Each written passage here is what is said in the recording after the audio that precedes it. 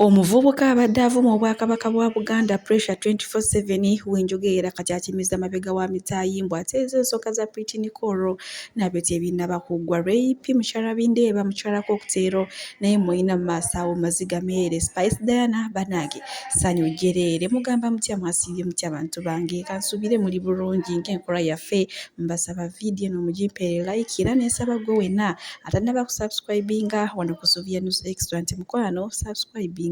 era onyigene mu notification bell olemesibwanga byonna byemba nteekayo. Calvin Kayanja banange naye muyina mu maaso awo ng'atabuka bubi nnyonnyo Spice Diana munange yisanyu jjereere era nga wenjogera olunaku olwaleero yayingizizaawo dda Range Rover Kawundo. Oh my God banange era nga w'omulaba awo gamba libadde essanyu jjereere era akatambi nkayina mu maaso awo nammwe nga we mugenda ate okumwerabirako naye munange essanyu ly'abangi ate abamu babeera bawuliramu nnaku era nga maaso awo nina abantu ab'enjawulo abavuddeyo ne bamulangira nti okanya kugula mmotoka asimanya kuzimba bizimbe ekitaawo talina waasula wamma abantu bo abamusi basanyufu nga we mugenda ate obbiraba mu maaso awo. Bana jangu ojjeeyo akano kasobola yingira tujjeko embuzi bale mutule tugende wala yingire tukwata nnyo plate tukwata nnyo plate ina tukwata plate esage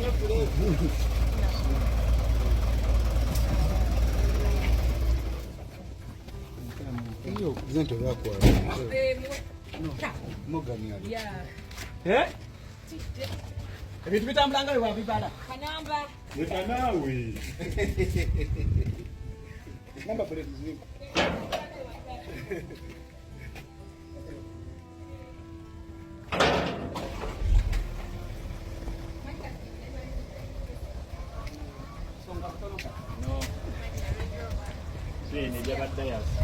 the canal. That's a got to wire. Language you could have bang. That's a got to wire. I talk to some Peter. Straight.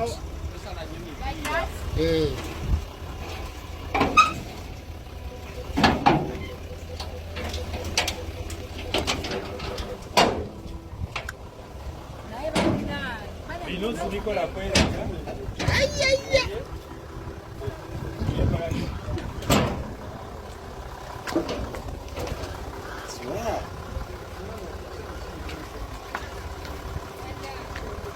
Muy bien. And finally it's here.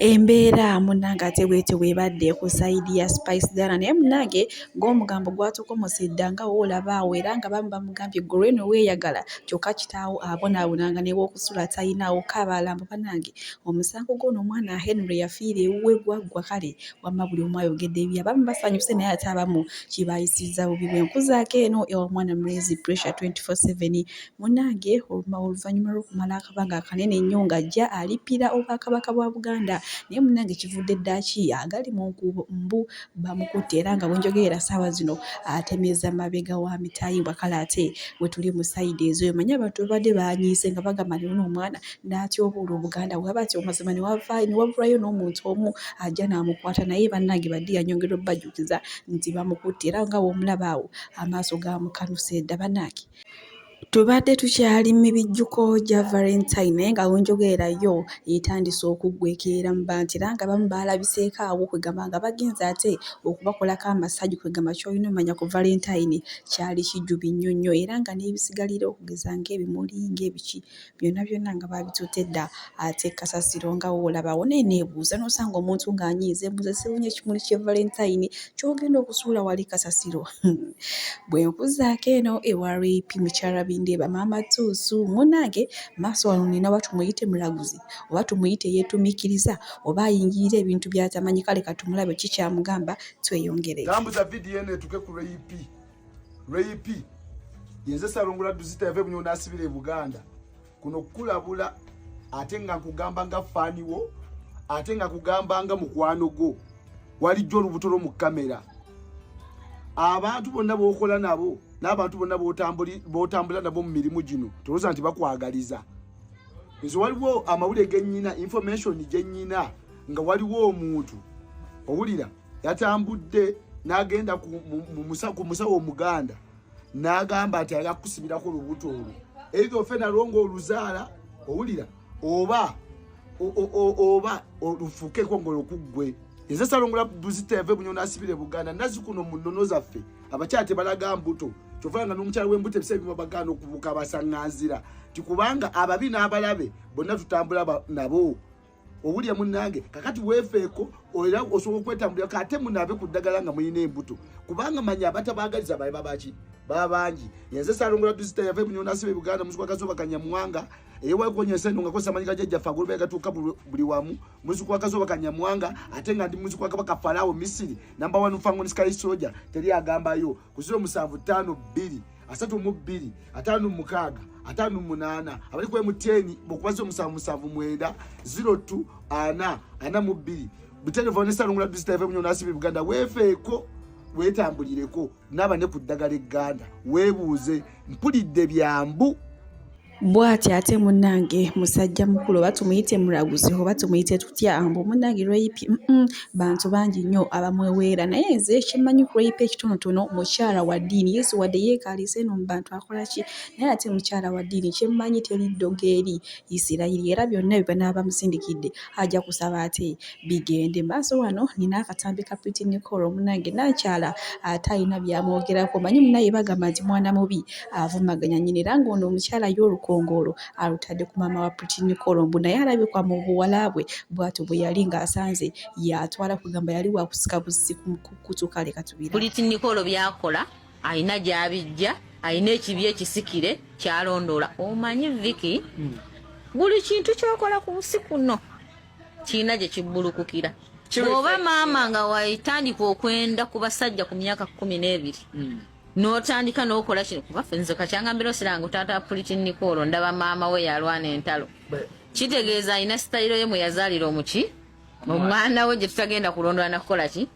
nakumanyira Pretty bwe yakula bwati n'agitunuulira ng'alaba era ife ekola ki eri ewaka ebatwala naye n'atandikirawa kyova alema mate kirina kye kimukosa okitegedde kubanga wagambu yamujjayo olw'okuba ayambala biwambu kitegeeza omwana we ayagala atunde ng'ayolesa amazeewo mangu naye ebitundu ebimu abantu bagambye ebikulu ku mwana ebitundu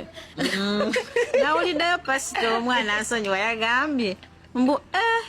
omwana n'abala emyaka 2 ng'alina ekibbo kya myaka 3 naye yanyizizaamu kubanga naye muzadde teyandiyogedde anti okusinzira kyalabye ebitundu birina okukula olw'ensonga nti bikozesebwa bitulugunyizibwa okuva ku myaka emito kati gwe bisuubira kusigala nga bya mwana era nga byatandika okulwanira boyfriend ku myaka 10 ate mmwe mwamanya ku 14 bireka byatandikira ku myaka 10 okitegedde kiri ekitone kyava eri waka maama Nicole ne bwanandaba ne bwananyigira yava waka mu buli ngeri yonna ye yatendeka omuki omwana oyo kubanga omwana byakola ebiwato byanyola na buli kimu kyakola mukugu wamulabye nga nyola ekiwato mukugu nnyonnyonnyonnyo wanje mutendeke nnyonnyo z'ensonga za Pretty Nicole buli omu wamma ayogera kike kasita kibanga kye kimuli ku mutima naye nga nze mmanyi ensobi zikolebwa bantu ate era zigonjoolwa abantu kati akadde kemmala nga mujajinga omwana ate ambuuliriddemu yasinga bwe nkuzaako eno ku mwana mulenzi eyagaana ebirawo bya Valentine mwina mu maaso awo ye agambye nti omuwala tamukwanangako naye abadde mukwano gwe era nga kasitoma we ng'amugulako amasimu era ng'amuweereza n'abantu abamugulako amasimu naye mbu ye alina omukyala era baakamala emyaka 3 kyokka agambye alina omukyala mufumbo naye bw ate si mufumbo ali awo kwegamba abuzaabuza oba kati ekituufu kyekiriwa naye avuddeyo ne yeetondera famire y'omwana omuwala ne yeetondera ne famire ye ne maama omuvubuka naye enjogera gy'ayogeramu ebintu bibuzaabuza tetunnaba kumanya kiva ku sayidi ya mwana muwala oba omulenzi alimba amutemyeko omugamba ayagadde kwewonya oba byayogera bituufu nti ddala kituufu mukwano gwe tebalinawo nkwasagana yonna. Leila mikwano gyo ab'eŋŋanda gyo like mwenna famire yo benna nsaba munsonyiwe kuba kye nabakoze maybe kyabayisiza bubi naye tekyabadde mu butamanya bwange kuba nti togende tesagala munnenye nnyo sagala munnyigire nnyo ng'omuntu kuba tuli banjawulo okitegeera n'ekirala nayitiddwa nga simanyire era kyeyadde aplaninze okukola kyazze nga surprise sinti ekirabo kye nakiganye oba nadde sikyagala naye kyansanze mu mbeera nga kyadde surprise kunze kuba tuzaalibwa bwanjawulo fe abantu abamu tulina ensonyi nkya kamera okitegeera n'okwogera wano buno obudde nina ensonyi nyingi nnyo okitegeera naye njagala clarifying this I'm very very sorry like if what I did was something bad okay it was more of an embarrassment but nsaba munsonyiwe mwenna abanjaginze we but naye njagala muntegeere nti nange ndi committed somewhere else ate nange nina obulamu obwange bwentambuza okyasobola okweyongerayo mu friendship ye gye mubadde naye friendship ebadde okay because I've been mbadde mumanyi nga supporting she supports me like nangulako amasimu nawuliriza mikwano gye negingulako I'm very okay with that so oba ngaolyoke usooka omukubire okutomanya mwogere ku nsonga eyo omukubireko nga leader nsonyiwe ekyabaddewo naye kuba ffe tuyinza omunoonya n'atubula tho tugenda fuba okugezaako okumunoonyako atubuuliremu naye sooka omuyisemu awo olusimu tomanya sigenda muyisaamu simu kati naye nkima yali munyiga biwundu buno obudde neera nange ndi munyiga biwundu byange kuba embarrassment nange ennene abantu abamanyi ennyo bandabye nti banjaginze buli omu almost mu nsi vidiyo etambudde ne Nigeria wa abanjajinga bangi cause ngenzeko nensoma ku comments olaba ogenda nosoma ku comments nolaba views z'abantu kiba kikuluma muli okitegeera because weeteka mu bibigere ngolabedera okay something you did was not right but according to social media ogimanyi social media beating anyo like wobanga toli strong mentally osobola no okwekola ekintu kyonna okitegeera naye nti nasomye nendaba situation nange nenkimanya nti what I did was not okay right naye sagala njagingibwe nnyo kuba nange nina nange omuntu singa nakoze kimwadde mwagala nkole kuba basinga badde baŋŋamba lwaki tewasigaddewo n'oyogera n'omukyala n'okkiriza ebirabo n'omwana n'okola ki nebeerabira olunaku lwabadde lwabagalana nina omwagalano wange okitegeera vidiyo era still era bandigiposite kuba era nalabye camera because I think what she was after was surprising me like I'm posting everywhere bye byate munange omuvubuka agambye yayina mukyala we naye si mufumbo mbw ate baakamala emyaka 3 kwegamba naye abuzaabuza biri awo tebitegeerekeka naye nga yayogedde ekituufu nti omuwala yali tamwagala just abadde kasitoma we munange maaso wano nina Calvin Kayanja agambye nti ono omwana bwe yeetaaga kuyingizaayo ebintu nammwe nga we mugenda obiwulira mu maaso awo era muzikiize mbasiibwire wano omukama abampeere kyonna kye musinga okwagala bayo omukazi ng'alina agasagazi nga ng'alina akamulali wansi kyokola eki bamuyisaayo ekyokya ovumbika ettooke ovumbika omunwe omanyi kye bayita okuvumbika omunwe empogola kwe kukwata omunwe n'oguteeka mu kyoto n'ofumba nga gwo guli waki wansi wa muliro evu n'omala n'omugati yajjala wali ate kuwulira weba tewawonya akasagazi webatyo omwana oyo yasobola okonsentrating akoze emyaka mito naye ayina obuzibu bwansi awo omwana asiiwibwa wansi talina ddagala lya infection esobola mujjanjaba gavumenti teyinza kukkiriza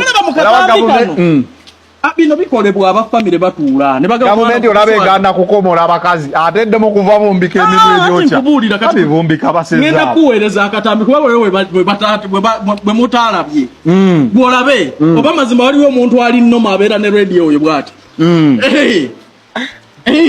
nange tulesa abadde ngamba kikamulali tebatwala omanye ebijanjalo by'amagye bibeera biri ebijanjalo by'amagye kiba kya radio atiraba kati ebijanjalo enva mwabifuula kigambo kya buwemu ekijanjalo ky'amagye edda tebaba kirimawa mwana n'aba n'ekijanjalo ky'amagye kiba kikambwa ekiganda